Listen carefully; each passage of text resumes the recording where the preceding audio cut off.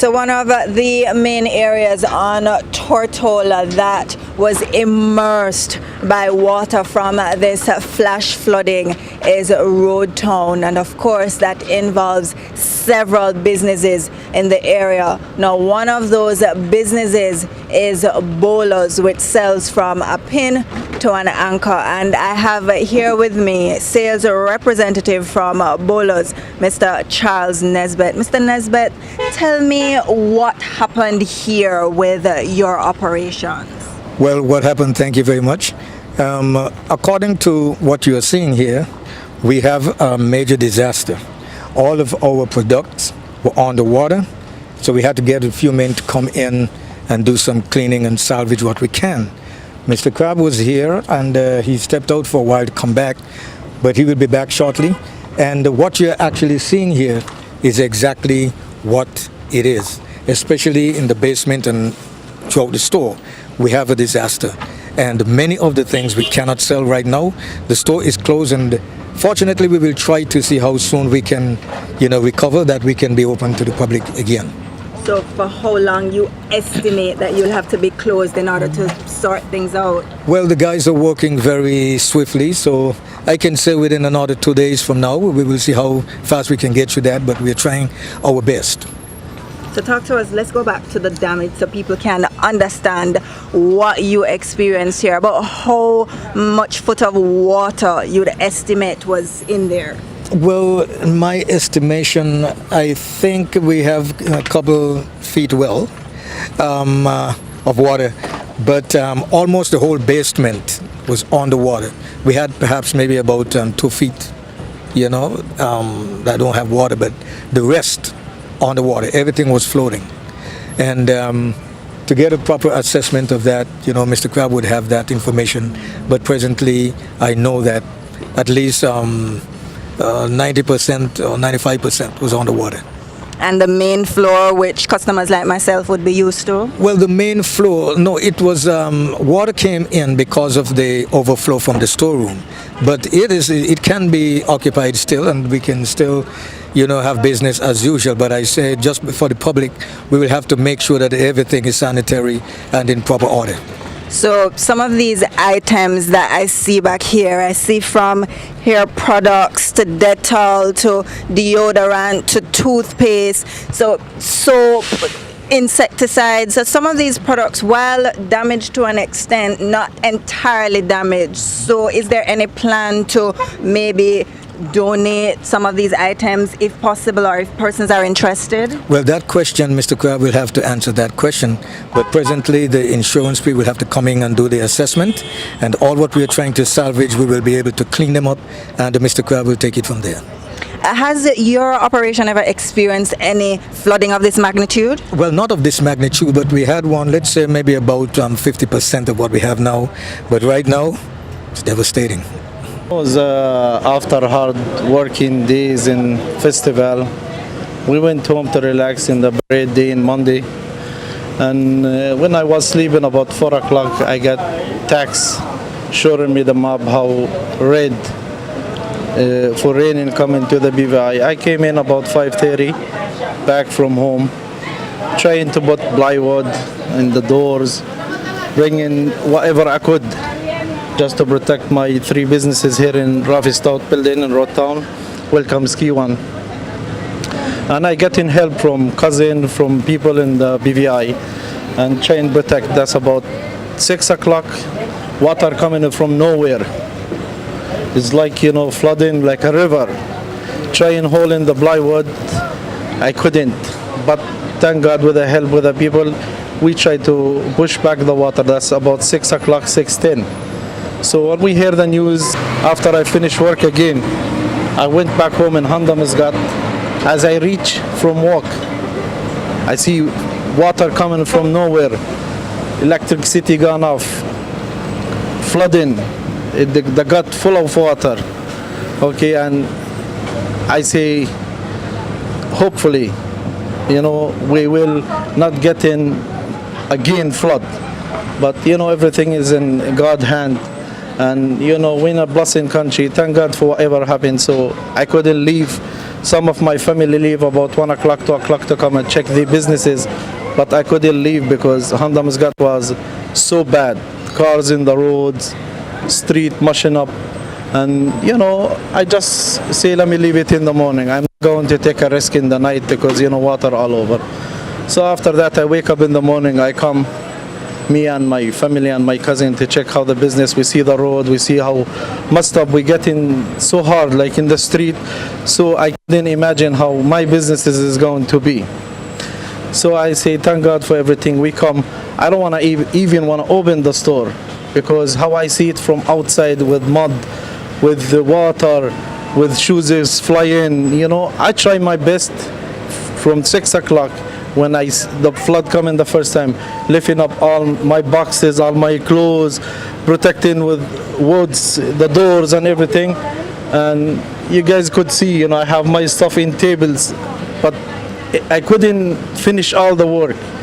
It's a short time it's happening, and they say no more rain coming, and we say thank God, that's it, no more flood. And as again we get hit one more time. So we thank God we're still alive. We make it the first, we're gonna make it again, we're gonna make it together, hopefully here. We trying now to have in sale for the people, because we have to sell the stuff before it starts smelling and stuff like that. And how much is the discount generally? Generally, like I have, let's say a brand, I have a Boomer brand. That's a shoes, costs $120, $100. I sell them 25, I sell them $30. And the other shoes, like I buy like selling 30, 35, selling them $10. But what I do, I have my hose, I try to wash it as you see and sell it more cleaner, how much I could.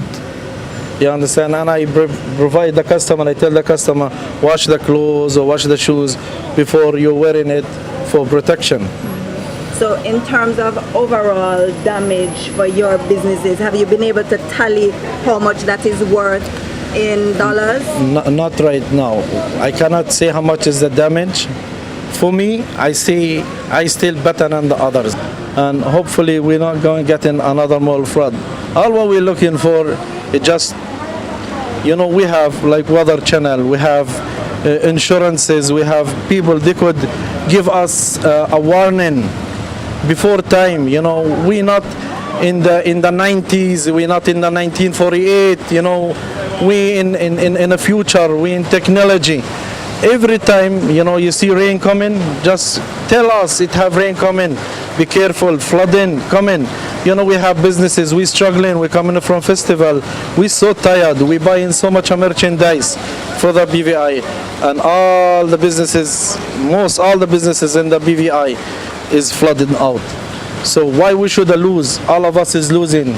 You losing, the people losing, other store losing. So why we should be losing in the BVI? The government still is losing too because they have to put overtime, they have to put the public work, they have to put the electricity, they have to put water and sewage. Why we have to lose? We have to work together as a government, as a people, as a business owner. All we want is just a warning. Say it have rain coming and it's hard rain coming. That's all we're looking for. The Elmore Stout High School in Road Town is one of the educational institutions that was heavily affected by the flash flooding on Tortola between August 7 and 8. Now, I'm standing by the arts department, which came under heavy flooding, and as you can see from the remnants of the watermarks on the wall, both outside and on the inside, the water came in at over 5 feet high. What you hear in the background is hope. Those are persons who are here on the campus as we speak, working to clean up so that when students come, the facilities are fit for learning. But before we get to that, Miss Sandy Underhill, the principal of Elmore Stout, is gonna tell me about the damage, starting with the most heavily damaged area, the arts department. Miss Underhill, what exactly happened here? Well, From my vantage point, what I would say is we have the Humtums Gut, which merges 4 major guts in the town area, and what I would have to assume is that the water from that gut actually ended up down into the school, into the main area, which is in front of our staff room. Pretty much got a call from security somewhere around midnight on Monday night, and they expressed their serious concern for the level of water that was coming into the school, and right away I knew that there was a strong possibility that the basement of the new building, which is where my office is located, would have a severe problem, because in the past, with very minor rain, we would experience some level of flooding in this area. This area, as you can see, is estimated to be about 5.5 feet of water, which you can see from the looks of it got into the windows. Some of the windows were not properly shut, so the water obviously got into the windows, and I would say at least maybe 6 classrooms or so were underwater. Just to mention that this is our art department, where we have some of the most expensive equipment in the school, and it is probably safe to say that the majority of that equipment is no more. It's very emotional. It's very emotional for me. This is not the only area that has been hit, but it has been the hardest hit. If anybody is familiar with lecture rooms 1 and 2, those areas were also underwater, but not as bad. We can power hose and power wash furniture, and we've done most of that today. I would like to actually take this opportunity to just thank the overwhelming support from the community. We had the Rotary Club here today, various chapters of the Rotary Club, the Lions Club, the Leo Club, and lots of our students who came forward and capitalized on the opportunity for community service. And we're asking, this is only the beginning. It hasn't even been a drop in the bucket that what we did here today. Persons came and were actually just so overwhelmed. They actually had to leave and come back. But we are working. We are happy that we have the overwhelming support from the community, and we're asking for more persons to come out tomorrow and perhaps on Saturday to assist wherever necessary.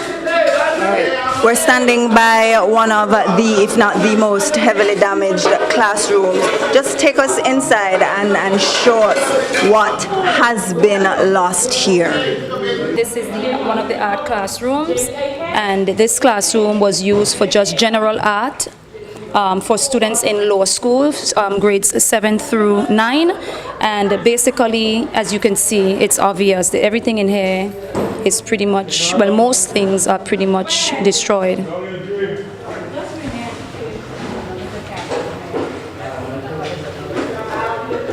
So when does the new school term start, and what stage of readiness do you project that these classrooms can or may be in by then, or what's the backup measure to keep things flowing smoothly when the new term begins?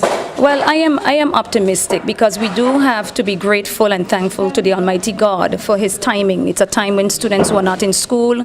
It's a time where we still have 3 weeks left of vacation, but the progress is going to be determined on the amount of support and help that we get. If we have the manpower, anything is possible. We have the time on our side, and what we're asking for is manpower, resources, and help. The ministry, we want to thank the Ministry of Education for coming forward and just assisting us in every way possible, and also reaching out to the public as well. But we can't have enough help. Right now, as long as we have additional manpower, adequate manpower, we have time. I believe the time is on our side. So this wall here was totally destroyed. This piece of wall right here, but I want to make sure that the community knows this is not the new wall. This is part of the old wall that was joining the new wall to the area where they hadn't yet complete the work. All right, so this wall here was destroyed by wind and what would appear, and again, I'm not an expert, it appears that the gut, and you can see where the debris is on the wall, the retaining wall. Yes. So the water came all the way up to that point. This is where I believe 4 guts merge, coming from Lower Estate and Humtums Gut. There are 4 guts that merge right here, and it came up in the back of the school, and this is what we are assuming came over into the school and caused the majority of the damage that you're seeing. All right, now walk me through the damage that ensued from this overflow that came up into the school compound. So we assuming that this gut came all the way over into this back wall.